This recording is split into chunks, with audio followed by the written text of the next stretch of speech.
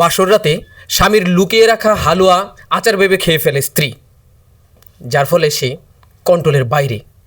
শত পানি ঢেলেও তাকে স্বাভাবিক করার চেষ্টা ব্যর্থ। কি হয়েছে বিস্তারিত তাদের কাছ থেকে শুনি। আপনি বরের কি হন?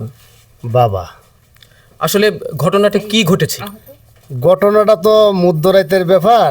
নতুন বিয়ে করে বউ ঘরে আনলাম, বাসর ঘরে গেল, তুই কি জানি আসার না কি জানি ঘরে রাখছে আমার ছেলে, ওইটা তো আমি তো আর বুঝতেছি না কি, হয়তো পার্সোনাল কোনো জিনিস হইতে পারে।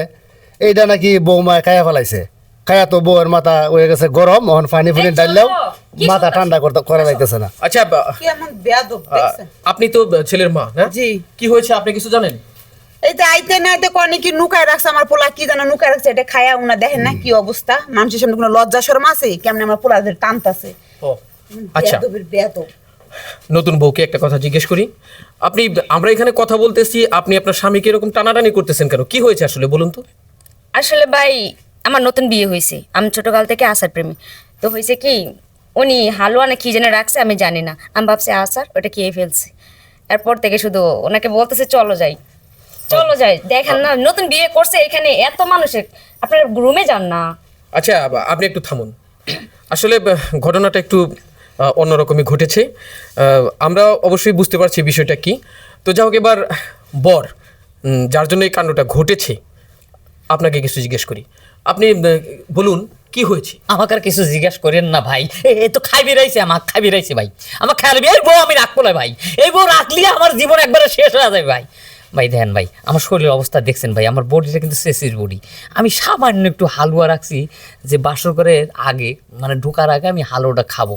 হালুয়াটা খাইলে মনে করেন যে আমার এই শেষের বডিটা একটা আলাদা একটা মানে ফিল আসবি, একটা গরম আসবি ভাই। আপনাকে একটা কথা বলি, হালুয়া বলতে তো গাজরের হালুয়া হতে পারে, অন্য কোনো হালুয়া হতে পারে। হালুয়াটা কিসের হালুয়া আপনি একটু বিস্তারিত বলুন।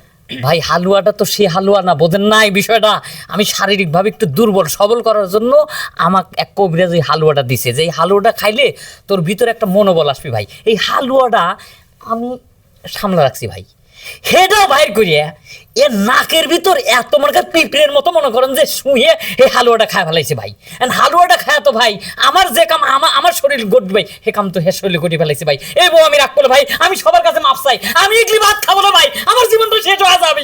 এই, এটা কি বলো তুমি? এটা কি মগের মূল্য পাইছো? চোখটা দেখছেন ভাই, আমার খালা খায় হলাবি, তাহলে বিছনা গেলে কি অবস্থা বুঝছেন? এটা কোনো কথা? আজকে নতুন বিয়ে করছে, আজকের মধ্যে আমার ছেড়ে দেবে?